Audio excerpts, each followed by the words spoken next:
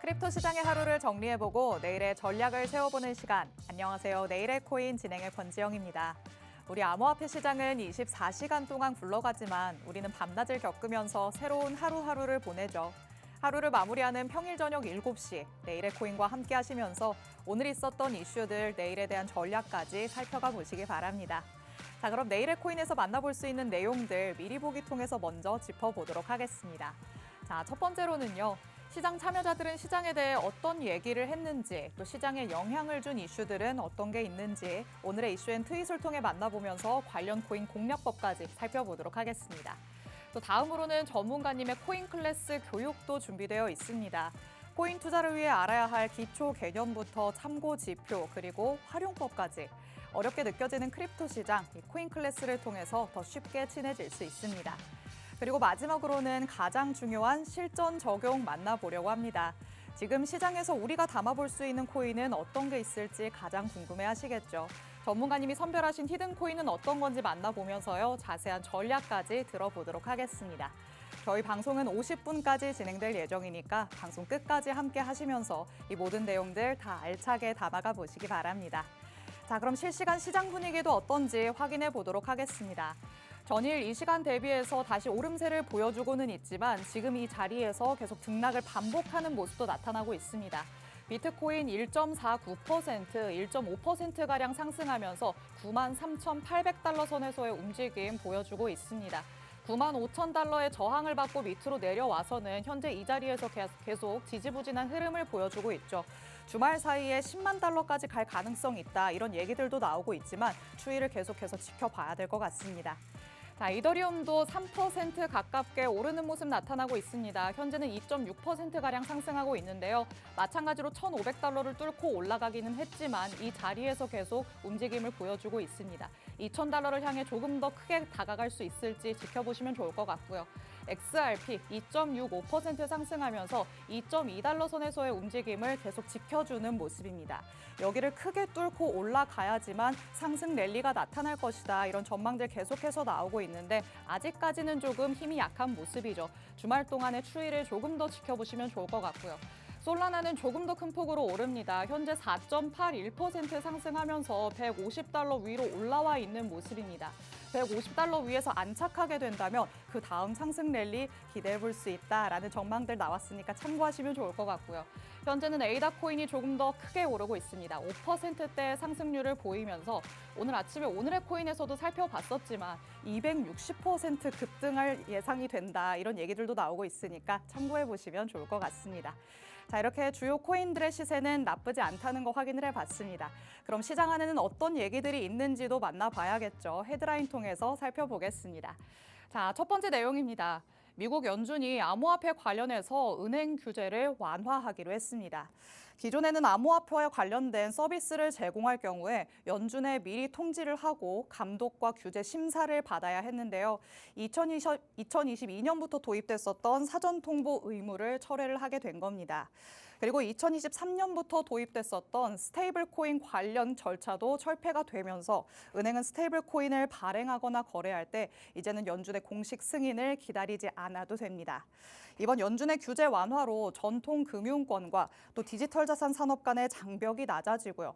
암호화폐 시장은 조금 더 확대될 것이다, 이런 전망들 나오고 있습니다. 이제는 암호화폐를 대상으로 규제를 가한다기보다 일상적인 감독 수준으로 이루어질 것이다, 이런 얘기들도 나오고 있는데요. 암호화폐 제도권 진입에 더욱더 속도가 붙었다는 걸 첫 번째 이슈를 통해서 만나볼 수 있었습니다. 자, 두 번째 이슈도 만나보도록 하시죠. 일본의 메루카리가 XRP 결제 서비스를 지원한다라는 소식도 전해졌습니다. 이 메루카리는 일본의 당근마켓이라고 불리는 중고거래 플랫폼인데요. 월 이용자가 2,300만 명 이상에 달할 정도로 일본에서는 굉장히 큰 규모를 자랑하는 플랫폼입니다. 메루카리는 2023년부터 이미 비트코인 관련된 결제 서비스를 지원을 해왔고요.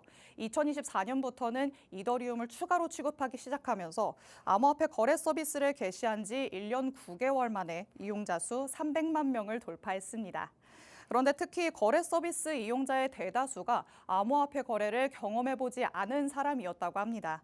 경험이 없어서 낯설게 느끼는 사람까지 성공적으로 끌어들였다는 점이 이 결제 서비스의 의미 있는 성과라고도 볼 수 있겠죠. 이제는 XRP까지 추가가 됐기 때문에 이 미경험자층에게 암호화폐가 점점 더 스며들 수 있지 않을까 기대를 해볼 수 있는 두 번째 이슈였습니다. 자, 이렇게 살펴볼 수 있는 이슈 두 가지 만나봤는데요. 각각의 이슈와 관련해서는 잠시 후에 전문가님 통해서 더 자세한 얘기 들어볼 수 있습니다. 그리고 시장에는 이 두 가지 이슈 말고도 계속해서 많은 정보들이 쏟아져 나옵니다. 이런 많고 많은 정보들 가운데 내가 확실하게 찾아볼 수 있는 이슈는 어떤 게 있을지 선별하기 힘드시다면 코인 정보방으로 들어오시기 바랍니다. 하단에 QR코드 계속해서 나가고 있는데요. 이 QR코드 스캔해서 정보방 안으로 들어오시면 저희 방송 시간이 아닐 때도 시장과 관련된 정확한 정보들 계속해서 받아보실 수 있습니다. 코인 정보방 적극적으로 활용해 주시기 바라고요. 저는 잠시 후에 전문가님과 함께 돌아오도록 하겠습니다. 내일의 코인 가자!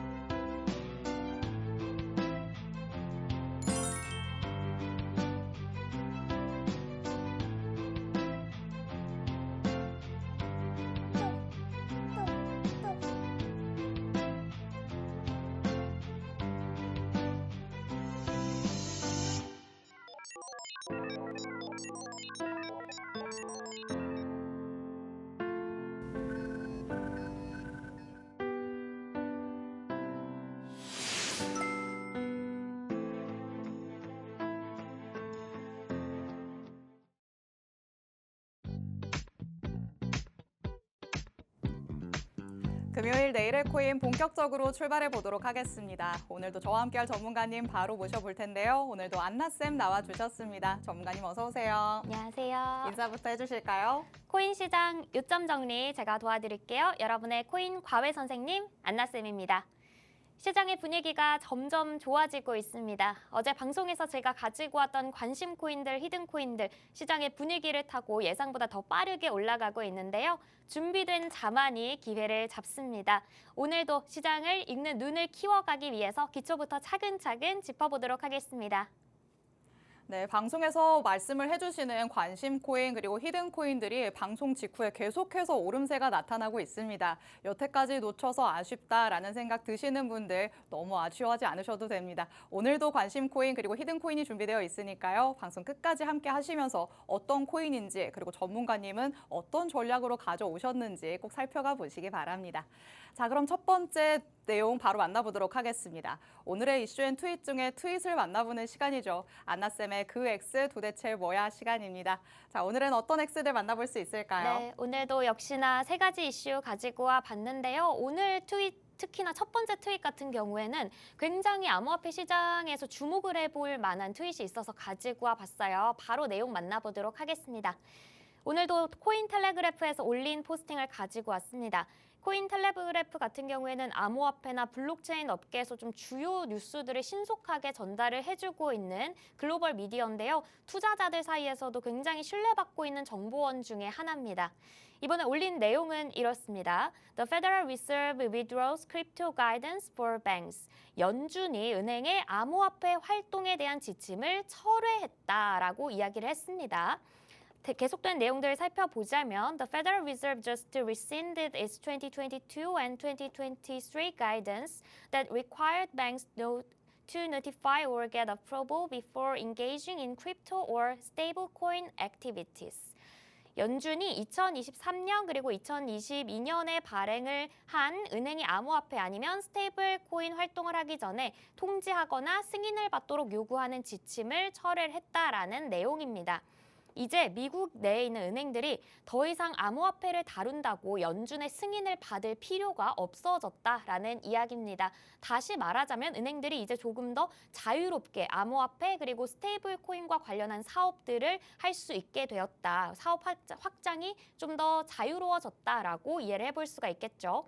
연준은 이번 결정이 금융의 혁신을 촉진하기 위한 것이다 이렇게 강조를 하면서 앞으로는 또 새로운 가이드라인을 수립할 수 있다라는 가능성까지 제시를 했습니다. 이 소식을 통해 우리가 알 수 있는 건 이제 은행들의 암호화폐 진입 장벽이 사실상 사라졌다는 거죠. 이전까지는 은행이 크립토 커스터디, 결제, 송금 업무 같은 것들을 하려고 한다면 연준에 절차상 보고하고 사전 검토를 받아야만 했습니다. 그런데 이제는 우리가 암호화폐 사업을 하고 싶으면 그냥 바로 하면 된다. 이렇게 훨씬 더 가벼운 구조가 되었어요. 미국 내 은행들은 암호화폐 서비스 확장을 굉장히 크게 앞당길 수 있는 결정이 될 것 같습니다. 또 암호화폐 시장의 제도권 편입의 흐름이 실제로 굴러가고 있다라는 이야기도 될 수 있겠죠. 이번 조치는 말 그대로 암호화폐를 더 이상 막거나 규제만 하겠다는 입장이 아니다라는 연준의 방향 전환의 신호로 받아들일 수 있을 것 같아요. 비트코인 ETF 승인도 그렇고 세금 보고 체계도 점점 정비가 되고 있는 이런 상황 속에서 이번 조치까지 더해진다면 암호화폐는 이제 금융 시스템 바깥에 있는 위험 자산이 아니라 제도권과 공존을 하고 있는 그런 자산으로 진화하고 있다라는 흐름이 명확해지고 있는 거죠. 그리고 아주 당연하게 시장의 심리 회복 그리고 투자자들의 신뢰도가 올라갈 수 있습니다. 규제라는 건 늘 이중성이 있잖아요. 막는다는 뉴스는 시장을 좀 위축시키기도 하지만 또 풀어준다라는 뉴스는 그보다 더 시장의 회복세를 유도할 수가 있습니다. 연준이 직접 규제를 걷어냈다라는 건 연준도 암호화폐 시장 이제 외면할 수 없을 정도로 암호화폐 시장이 커졌다는 걸 인정한 것이 될 수 있어요. 특히나 기관 투자자 그리고 은행 중심 투자자들에게 암호화폐 이제 공식적으로 다뤄도 되는 시대가 왔다라는 인식을 줄 수 있습니다. 연준이 먼저 움직이기 시작했기 때문에 이제 시장도 은행도 더 이상 눈치를 볼 필요가 없어졌죠. 이번 결정은 단순히 서류를 철회했다 이런 게 아니라 암호화폐를 향한 제도권의 자세가 달라지고 있다는 가장 직접적인 증거가 될 수 있어서 크립토 시장에서 굉장히 큰 영향을 미치게 될 수 있는 소식이라고 제가 말씀을 드렸던 거고요. 바로 이어서 두 번째 트윗까지 살펴보도록 하겠습니다. 두 번째 트윗 같은 경우에는 오늘 크립토 로버의 포스팅으로 가지고 와봤습니다. 크립토 로버 역시 ETF의 흐름이나 기관 투자, 비트코인, 이더리움 관련 대형 수급들에 대한 소식을 빠르게 공유하는 걸로 유명한 계정이에요. 특히나 숫자로 좀 딱딱하게 정리가 된 온체인 기반의 데이터나 자금 흐름을 인포그래픽처럼 좀 깔끔하게 전달하는 스타일이어서 트레이더들이나 기관 리서치 팀들도 종종 이 계정의 소식을 인용을 하고 있습니다. 오늘의 트윗 내용 역시 간단하지만 강력합니다. BlackRock assets on Ethereum just hit $2.5 billion in value. Mega bullish for ETH. 자, 이더리움 블록체인 위에 블랙록이 직접 연결된 자산 가치만으로 25억 달러가 넘어간다고 해요. 단순한 투자 그 이상입니다. 이제 이더리움을 단순한 기술 플랫폼이 아니라 실제 자산 인프라로 인정을 하고 활용을 하고 있다라는 확실한 증거이기도 해요. 블랙록이 보유한 이더리움 자산이 25억 달러에 달한다는 건 그만큼 이더리움 네트워크 자체가 신뢰를 받고 있다라는 뜻이죠. 단순히 코인을 지금 사놓고 있는 게 아니라 ETF 발행 그리고 커스터디, 트래킹 인프라, 파생 상품까지 다양한 금융 상품의 기반으로 이더리움이 활용이 되고 있다는 겁니다. 또 기관도 지금 담고 있다라는 강한 시그널이기도 합니다. 이더리움 같은 경우에는 최근에 들어서 가격이 조금 지지부진하게 움직이고 있었습니다만 비트코인에 비해서 좀 상대적으로 뉴스가 적기도 했죠. 그런데 이런 와중에 블랙록이 이더리움 네트워크에 보유한 자산이 급증하고 있다?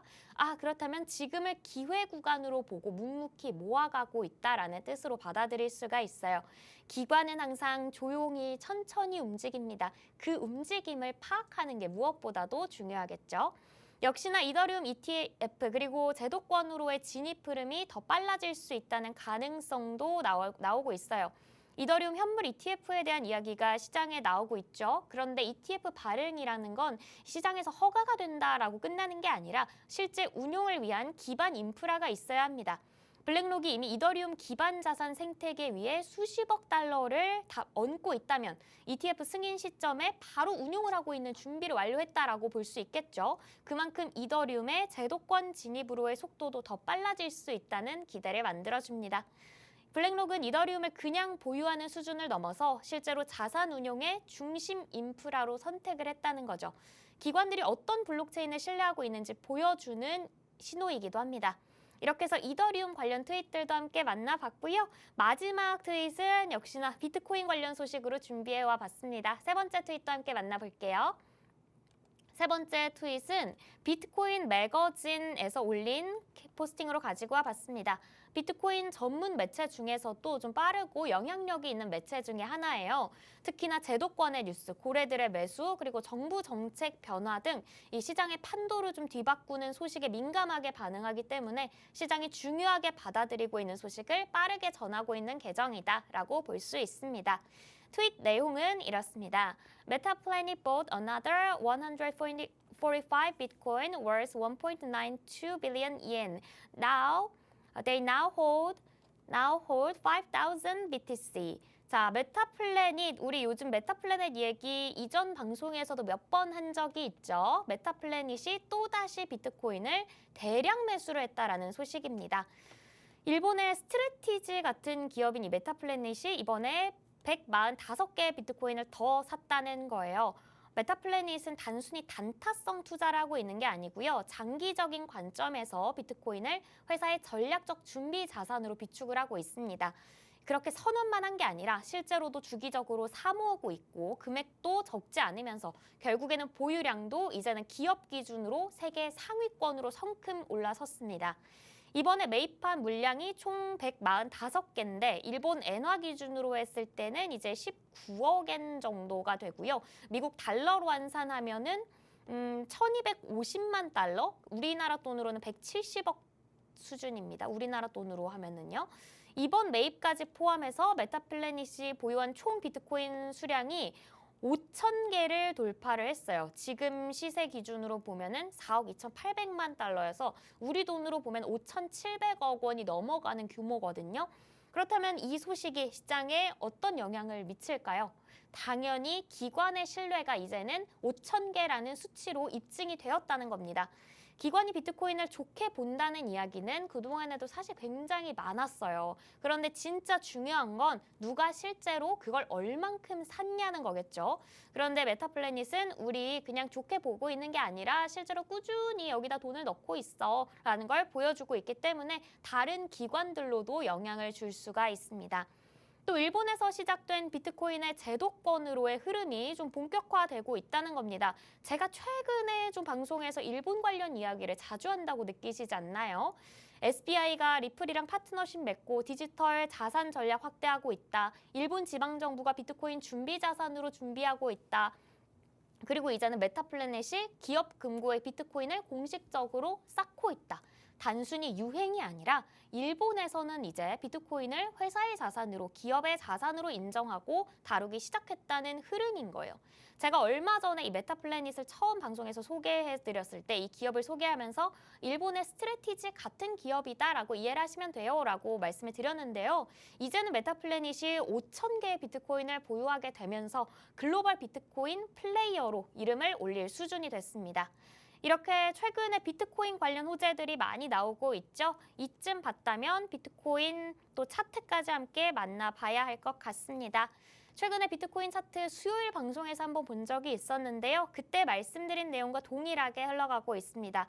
당시에 94.5K 부근까지 가격대가 지금 올라와서 상단에 94.5K 라인에 대한 돌파 시도가 지속적으로 나올 것이다 이렇게 말씀을 드렸는데요. 그때 말씀드린 것처럼 최근 3거래일 모두 돌파 시도가 있었습니다.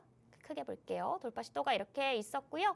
이후의 방향성을 좀 추려보자면 그때 방송에서 말씀드렸던 내용과 크게 다른 부분은 없습니다. 94.5K 라인을 거래량 동반한 채로 강하게 돌파를 한다면 전고점 도전까지 다시 한번 노려볼 만한 상황이고요.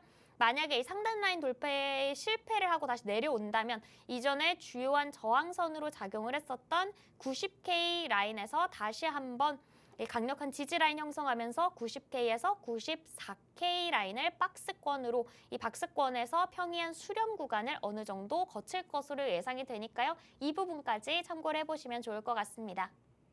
네, 오늘도 이렇게 밤 사이에 나온 X 세 가지 만나봤습니다. 이제는 암호화폐가 제도권으로 들어오고 있다라는 얘기 심심치 않게 계속해서 듣고 있는데요.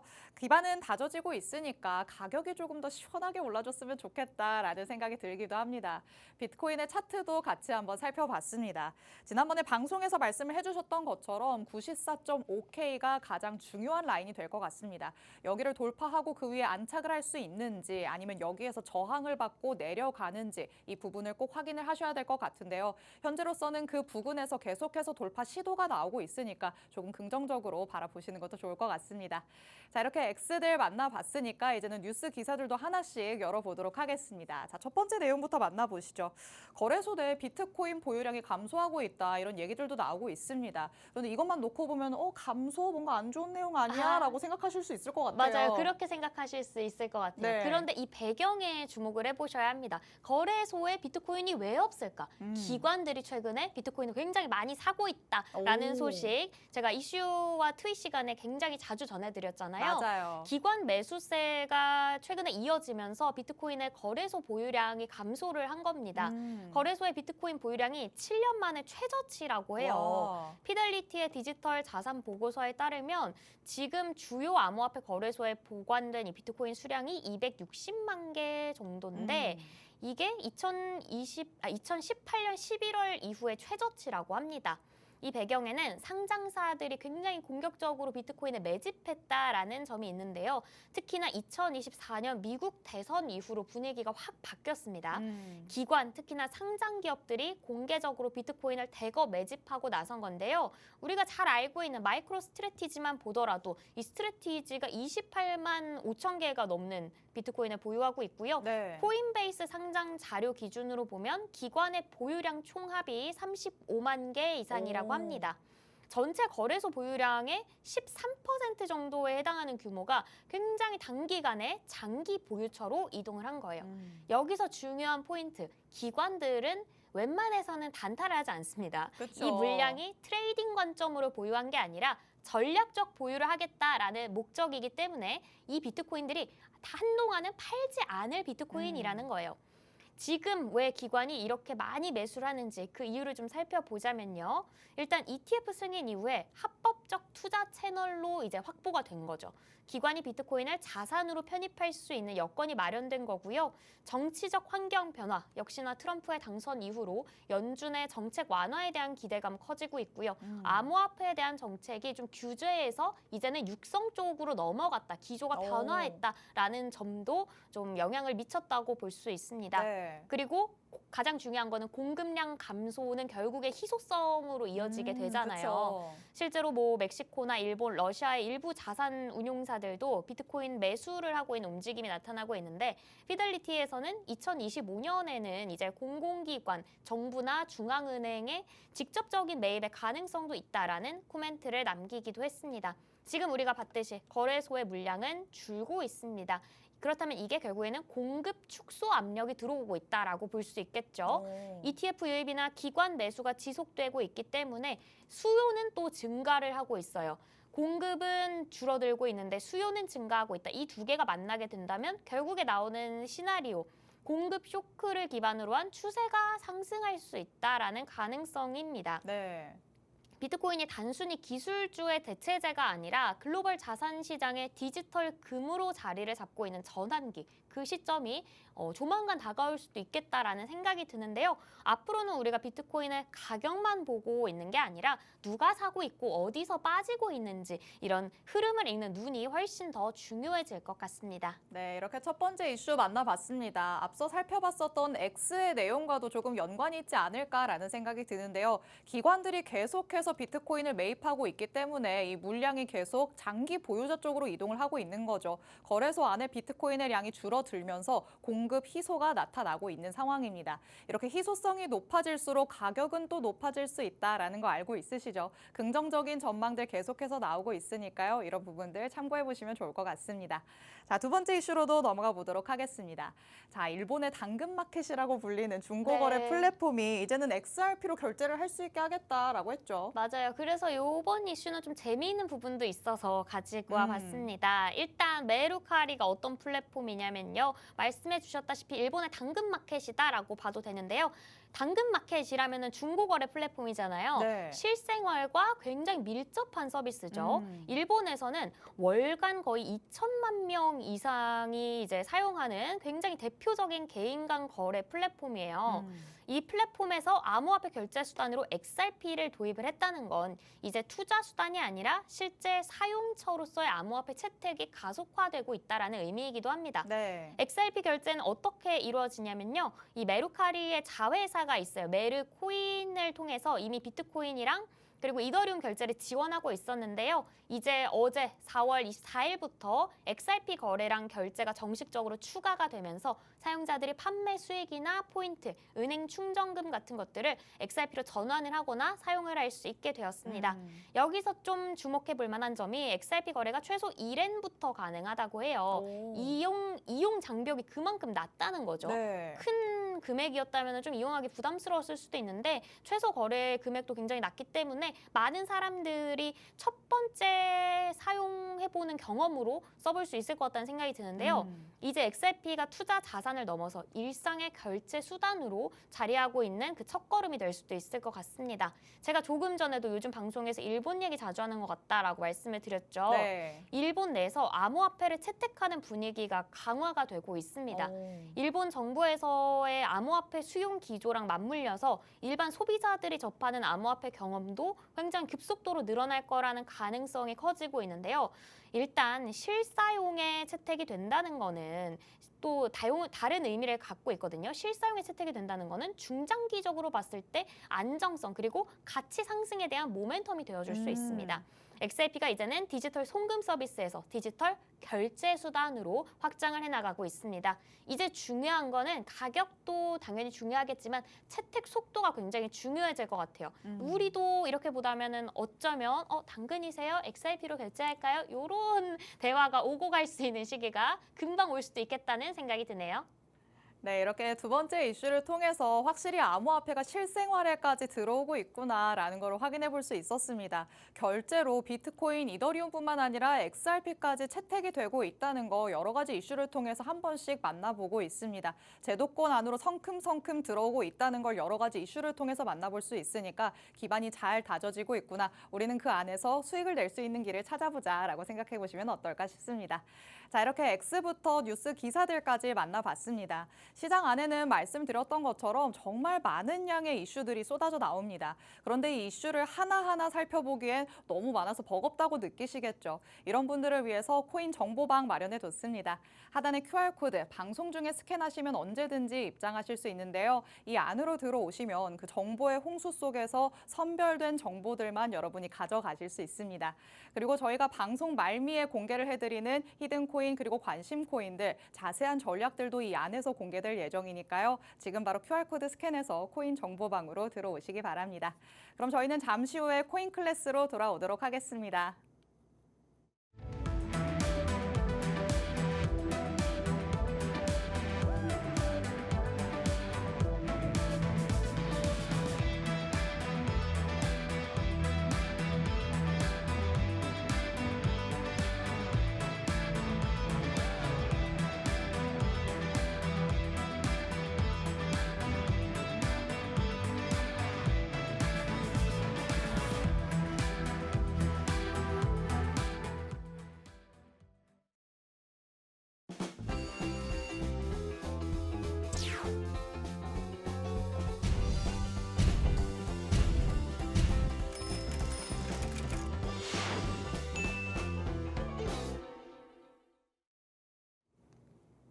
자, 크립토 시장과 더욱더 친해져 볼 수 있는 시간, 코인 클래스의 문을 활짝 열어보도록 하겠습니다. 기초적인 내용을 넘어서 이제는 조금씩 심화 버전으로도 가고 있다라는 생각이 드는데요. 여태까지의 내용을 놓치신 분들도 정보방 안에서 요약본 받아가시면 되겠고요. 오늘의 새로운 내용에도 이제부터 집중해 보시기 바랍니다.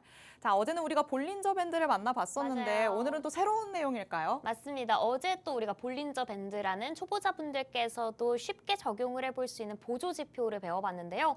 오늘은 좀 단기성 매매에서 여러분들께서 쉽게 사용해 볼 수 있는 또 하나의 보조 지표, 가지고 와봤습니다. 스토캐스틱 지표를 배워보려고 하는데요. 오. 이 스토캐스틱 지표는 단기 지표 중에서 최고의 보조 지표라고 불리기도 해요. 그렇기 때문에 단기 매매를 좀 더 해보고 싶다 하시는 분들 오늘 내용 집중해서 보시면 좋을 것 같습니다. 우리 또 코인 투자하시는 분들 단기로 접근하시는 분들 많잖아요. 맞아요. 사실 최근에는 또 변동성이 크기 때문에 좀 장기적으로 가져가기보다는 추세를 보시면서 단기적 관점에서 아니면 좀 스윙으로 가시는 게 좋을 것 같다는 생각이 저도 듭니다.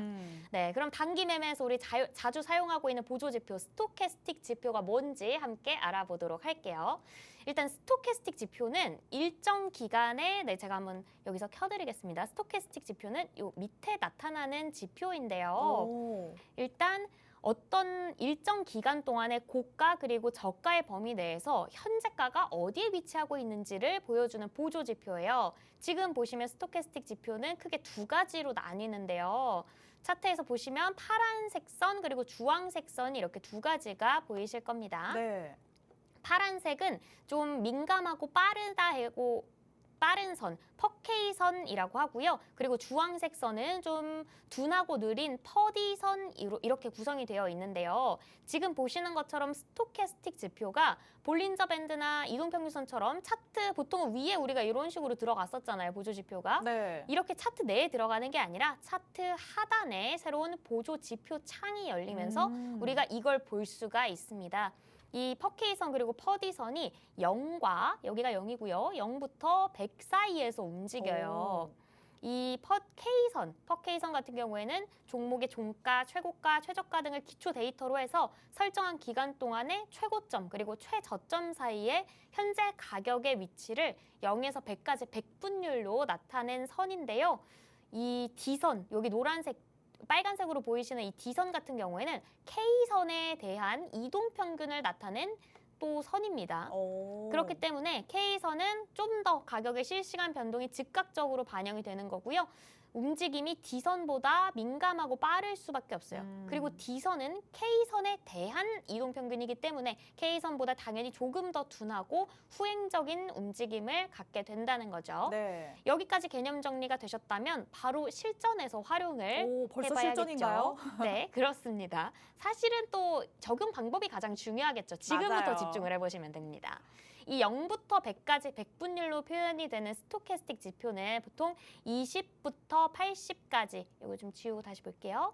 20부터 80까지 이상을 요 바깥에 있는 구간을 과매수, 과매도 구간으로 설정해서 주요 분기점으로 보는데요. 경우에 따라서는 좀 더 타이밍을 빠르게 포착하시려고 30부터 70으로 보시는 분들도 계시긴 하는데요.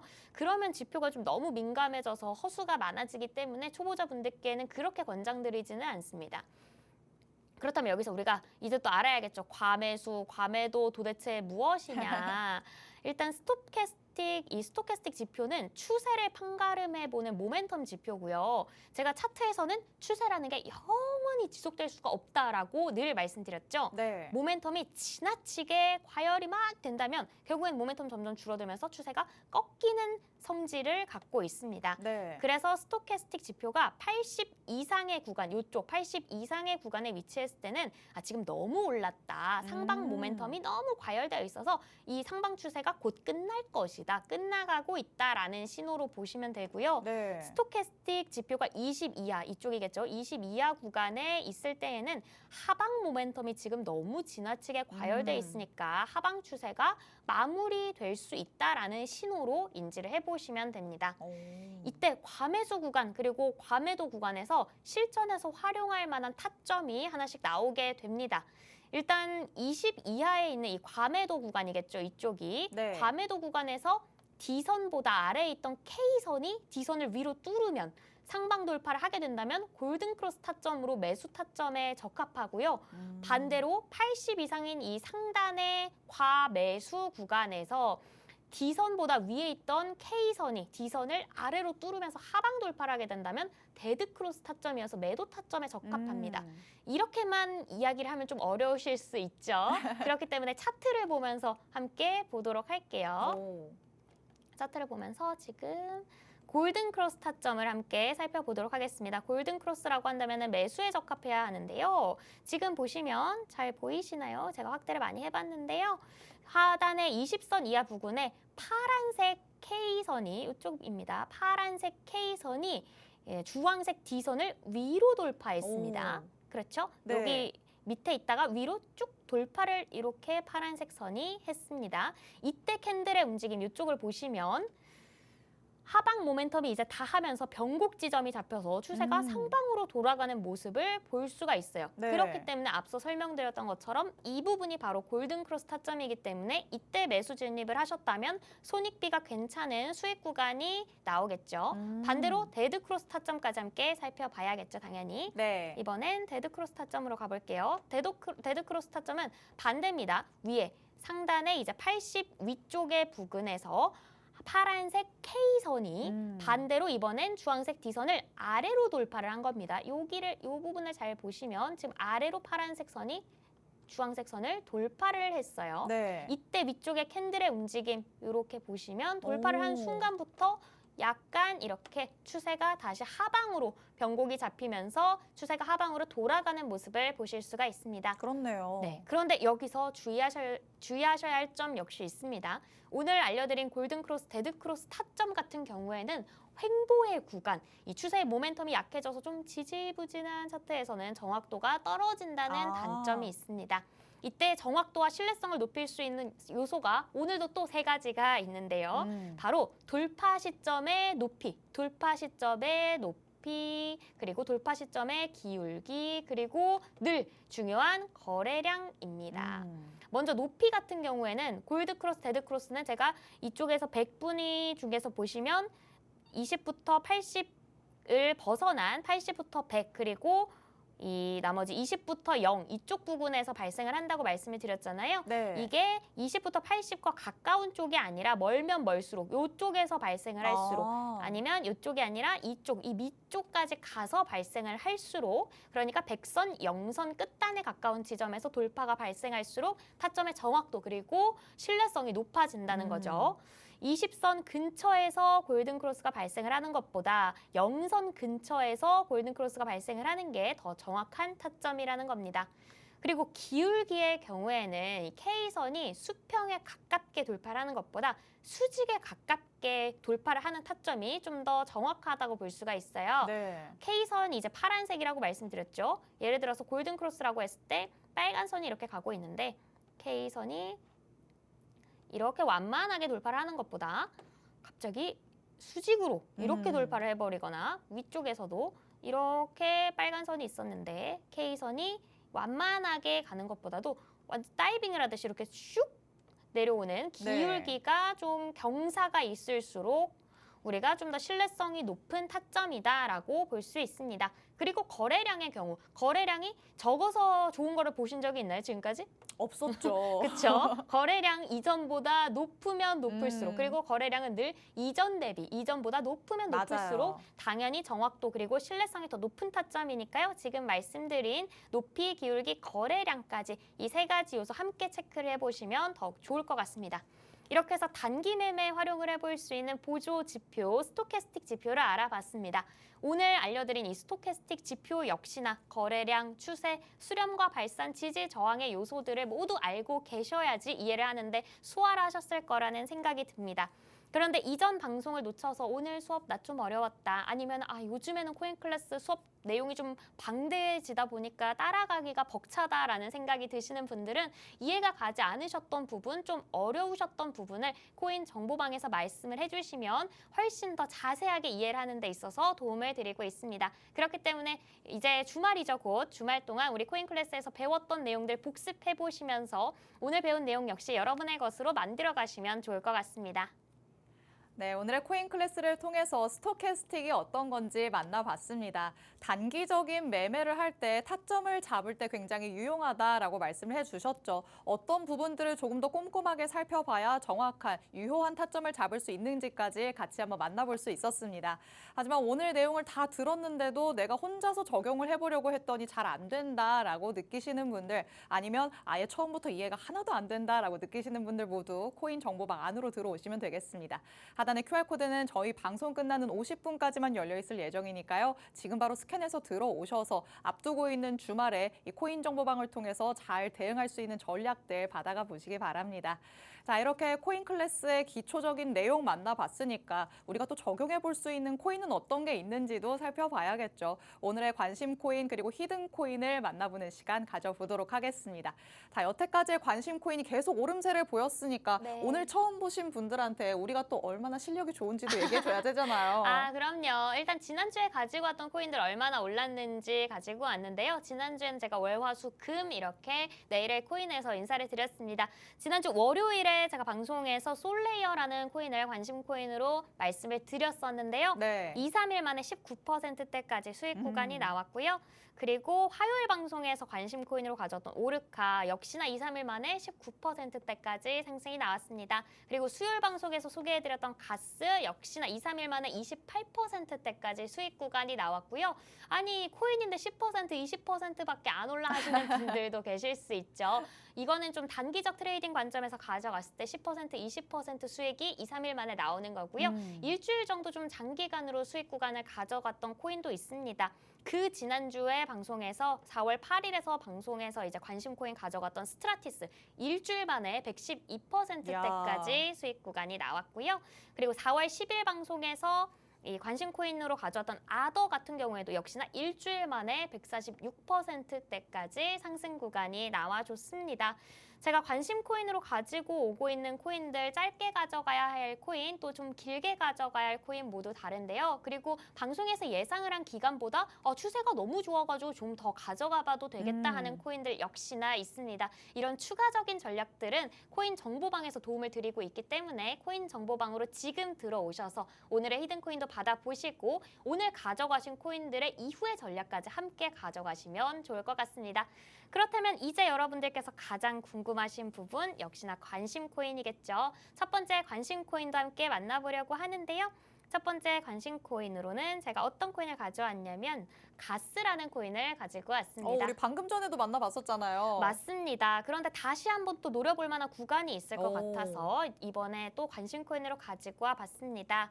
가스 같은 경우에는 제가 지난 4월 9일 방송에서 3,700원대? 3,750원대 가격인가? 이쯤에서 관심 코인으로 한번 소개를 해드렸었는데요. 현재는 4,980원까지 올라와 줬습니다. 이때 당시에 제가 4,000원이라는 당시의 저항선을 돌파한다면 상단으로 5,800원대까지 열려 있다라고 했는데 네. 마침 딱 5,800원 라인이 저항선으로 작용을 하면서 정확히 동일한 움직임을 보여주고 있어요. 그리고 이후에 5,800원 라인 돌파를 실패할 시에는 상단에는 5,800원 그리고 여기서부터 하단에는 4,000원대 라인을 박스권으로 이 안에서 하방 수렴을 보여줄 것이다. 이렇게 말씀드렸는데요. 실제로 이전 3거래 정도 4,000원 라인 쪽으로 완만한 하방 수렴 구간을 이어온 게 보이실 겁니다. 네. 그리고 오늘 다시 한번 유의미한 수급 이전 대비 이때 수렴 대비 지금 유의미한 수급이 오늘 들어오면서 네. 다시 한번 재차 돌파 시도를 보여줬습니다. 캔들이 아직 일봉이 마감되지 않은 상황인데도 최근에 5거래일 동안 유입된 거래량들보다 확실히 큰 거래량이 붙어주면서 다시 한번 5,800원 라인에 대한 돌파 시도가 나타나고 있다는 점 우리가 유심히 지켜볼 만합니다. 그렇기 때문에 시청자 여러분들께서도 현재가에서 5,800원 라인까지의 움직임을 지금 잘 체크를 해주시고요. 5,800원 라인 돌파 후에 이 위쪽의 가격이 안착하게 된다면 7,000원 초반까지 상방이 열려 있으니까요. 가격의 안착 여부 역시나 함께 체크를 해보시면 좋을 것 같습니다. 네, 첫 번째 관심 코인으로 가스 한번 만나봤습니다. 우리 내일의 코인 시청하시는 분들에게 효자 코인이지 않을까라는 생각이 드는데요. 자꾸만 타점을 주고 있는 상황이죠. 현재도 5,800원 라인이 저항선으로 작용되고 있는데 여기까지 다시 한번 돌파를 시도할 가능성이 있다라고 말씀을 하십니다. 이런 부분들 참고하시면서 전략 세워보시면 어떨까 싶네요. 자, 두 번째 관심 코인도 바로 만나보도록 하시죠. 두 번째는 어떤 걸까요? 네, 두 번째 관심 코인 코인 멀티버스 X라는 코인을 가지고 와봤습니다. 사실 최근엔 거래량이 좀 저조했기 때문에 이름이 생소하신 분들도 맞아요. 계실 텐데요. 업비트에 상장된 지 2년 정도 넘었고요. 차트를 지금 보시면 작년 12월 이후로는 추세가 완전히 하방으로 잡혀서 뚜렷한 이제는 잘 보이실 겁니다. 하방 추세대가 만들어져서 네. 이 추세대를 기반으로 해서 아래쪽으로 가격이 흘러내린 게 보이실 거예요. 네. 중간에 추세대 상단 라인에 대한 돌파 시도는 있었지만 시도만 있었고 실패를 했고요. 추세대 상하된 라인에서 일정한 움직임으로 쭉 내려왔습니다. 그러다 최근에 완전 와. 엄청난 거래량이 보이실 거예요. 네. 역대급 거래량이 오늘 터져주면서 이 추세대 돌파를 성공을 했습니다. 제가 늘 추세대가 있다면 추세대를 돌파하는 시점을 눈여겨봐야 한다라고 말씀을 드리고 있습니다. 맞아요. 오늘 일봉 마감 아직 끝나지도 않았는데 최근 1년을 통틀어서 가장 큰 거래량이 붙어주며 추세대 돌파에 성공을 했습니다. 이후 추세대 상단 라인 위쪽에 가격 안착이 성공을 한다면 32,000원대까지도 가격이 열려있는 상황인데요. 지금까지는 제가 추세대 상단 라인 돌파 관련해서 소개해드렸던 관심 코인들 모두 좋은 흐름을 가져갔기 때문에 멀티버스 X 역시 가격의 안착 여부 시청자 여러분들께서도 잘 체크해 보시면 좋을 것 같습니다. 네, 두 번째 관심 코인으로 멀티버스 X 만나봤습니다. 최근 1년 중에 가장 큰 거래량이 실리면서 이 추세대 상단선을 돌파 시도하는 모습이 나타났는데요. 여기에서 이제 안착을 하게 된다면 그 다음에 변곡까지 노려볼 수 있겠죠. 변곡이 나타난 다음에 어떻게 대응해야 될지 모르겠다 생각하시는 분들은 코인 정보방 안으로 들어오셔서 전문가님의 향후 대응 전략도 받아가 보시면 되겠습니다. 자, 여기까지 두 가지 관심 코인 만나봤는데 여기까지는 어디까지나 관심을 두고 있는 코인입니다. 그렇다면 선별을 해오신 지금 바로 들어가기 적합한 히든 코인 만나봐야겠죠. 자, 히든 코인은 어떤 특장점들도 가지고 있을까요? 오늘의 코인의 특징, 한 번 더 가볼까 하는 코인입니다. 오. 이틀 전인 수요일 방송에서 히든 코인으로 한번 소개를 이미 해드렸습니다. 아. 그때 수요일에 코인 정보방 들어오셔서 히든 코인 정보 빠르게 받아가신 분들은 현재 15%까지 이야. 수익 중이실 텐데요. 여기서 추가적인 상승 가능성이 보여서 히든 코인으로 한 번 더 소개를 해드리도록 하겠습니다. 그렇기 때문에 이날 가져가셨던 분들이라면 조금 더 가져가시는 게 좋겠다까지 생각을 해보셔야겠죠. 차트를 보시면 이틀 전에 제가 히든코인으로 소개해드렸던 내용과 역시나 같습니다. 바닥권 터치 이후 두 번째 바닥의 높이가 더 높은 W자 형태가 나오고 있어서 히든코인으로 가져왔다. 그때 이렇게 말씀을 드렸는데요. 네. 쌍바닥 패턴을 딱 보여주면서 저항선 돌파까지 성공을 했습니다. 와. 최근에 바닥권이 이전의 바닥, 첫 번째 바닥보다 두 번째 바닥이 더 높이 있어서 코인 클래스에서 전에 설명해드렸던 우수한 쌍바닥 패턴 조건에 부합한다는 점도 여러분들 눈에 보이실 겁니다. 네. 그리고 강력한 거래량 동반하면서 저항선 돌파에 성공을 했는데요. 돌파 중에 사실 모멘텀이 어느 정도 소진이 되었을 법한데도 바로 다음 봉에서 돌파 시에 거래량 이 다음 봉에서도 지금 여기서 돌파하고 모멘텀 소진됐을 텐데도 다음 봉에서도 비슷한 수준의 오. 거래량이 붙었다라는 게 보이시죠? 네. 그렇기 때문에 아직 모멘텀이 충분하게 살아있다라고 판단을 할 수 있는 상황입니다. 수요일에 히든코인 먼저 받아보신 분들은 일단 15%의 수익 구간 너무너무 축하드리고요. 여기서 현재가를 대비해서도 추가적으로 상방 15% 구간까지 열려있는 상황이기 때문에 오늘의 히든코인 역시 이제는 빠르게 들어가셔야 하는 게 꼭 필수적입니다. 그렇기 때문에 지금 코인 정보방에 들어오시면 오늘의 히든코인 정보 바로 받아가실 수가 있습니다. 수요일에 놓치신 분들이라면 오늘 코인 정보방 지금 찍고 들어오셔서 히든코인의 정보 그리고 이후에 추가적인 전략까지 함께 받아가시면 좋을 것 같습니다. 네, 오늘의 히든 코인까지 만나봤습니다. 지난 수요일 방송을 보신 분들이라면 차트가 똑같이 생겼는데 라고 느끼셨을 것 같은데요. 같은 코인이지만 다시 한번 좋은 자리, 더 갈 수 있는 자리를 주고 있다라고 하시면서 말씀을 해주셨습니다. 현재 자리에서도 15% 정도는 더 바라볼 수 있다고 말씀을 하시죠. 여기서부터는 시간 싸움일 것 같습니다. 누가 빨리 들어가서 더 좋은 자리를 선점하느냐의 싸움이 될 것 같은데요.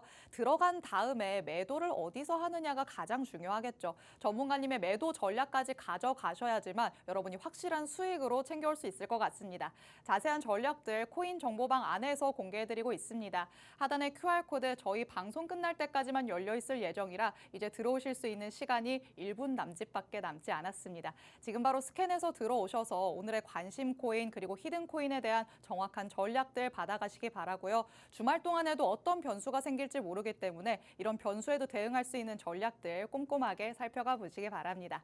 자, 오늘도 이렇게 안나쌤과 내일의 코인 함께 해봤습니다. 본 방송에서 제공해드리는 정보는 투자 판단에 대한 조언일 뿐입니다. 해당 자산의 가치 또는 상승 하락을 보장하진 않는다는 점 유의해 주시기 바랍니다. 주말 동안 대응 잘 해보시고요. 저희는 다음 주에 다시 찾아오도록 하겠습니다. 시청해주신 여러분 고맙습니다.